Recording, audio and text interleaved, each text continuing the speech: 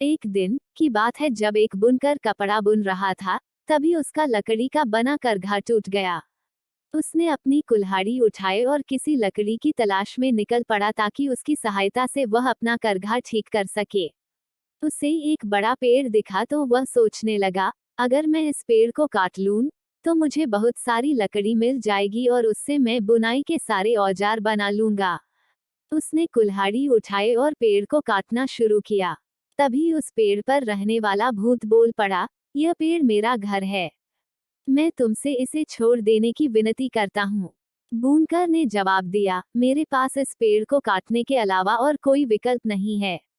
भूत ने अनुरोध किया, मैं जादुई भूत हूँ, मैं तुम्हारी हर इच्छा पूरी कर सकता हूँ, बस इस पेड़ को मत काटो।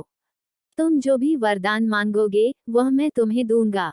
बुनकर यह सुनकर बहुत प्रसन्न हुआ।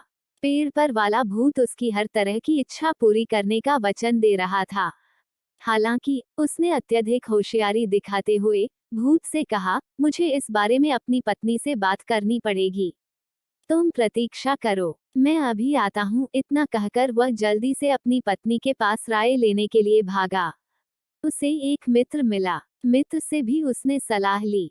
मित्र ने कहा, इस अवसर को मत गंवाओ, तुम उससे राज्य मांग लो, तुम राजा बनकर रहना और राजसी सुख सुविधाओं का आनंद उठाना। बुनकर को यह सुझाव पसंद तो आया, लेकिन उसने भूत से यह वरदान मांगने से पहले एक बार पत्नी से सलाह लेने का निश्चय किया। वह बोला, मुझे अपनी पत्नी से भी सलाह लेनी चाहिए। वह जल्दी से अपनी पत्नी के पास गया और उसे पूरी बात बताई। बुनकर की पत्नी ने शीघ्रता से जवाब दिया, तुम्हारे मित्र ने बिल्कुल मूर्खतापूर्ण सलाह दी है, उसकी सलाह पर ध्यान मत दो। वह आगे बोली, तुम तो वरदान में एक और सिर और एक जोड़ी हाथ और मांग लो, तब तुम एक साथ दो कपड़े बुन सकोगे। अपने हाथों के कौशल की बदौलत जल्द ही तुम्हारा बहुत नाम हो जाएगा और तुम धनी हो जाओगे। मूर्ख बुनकर प्रसन्न हो गया और बोला, मैं ऐसा ही करूंगा, तुम मेरी पत्नी हो और मुझे विश्वास है कि सबसे अच्छी सलाह तुम ही दे सकती हो। जुलाहा लौटकर प्रेत के पास गया और उससे बोला, मुझे एक जोड़ी हाथ और दे दो, साथ ही एक सिर और दे दो। जैसे ही उसके मुंह से यह बात निकली, वैसे ही उसके एक और सिर उगाया, साथ ही दो अतिरिक्त हाथ भी निकल आए। बुनकर प्रसन्न होकर अपने घर की ओर चल दिया। रास्ते में उसे गांव वाले मिले।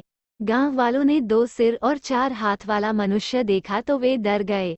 वे समझे कि यह कोई राक्षस आ गया है। सारे लोगों ने मिलकर उसे घेर लिया और उसे पीट पीट कर मार डाला। मूर्खतापूर्ण सलाह मानने के कारण बेचारे बुनकर को अपनी जान गंवानी पड़ गई।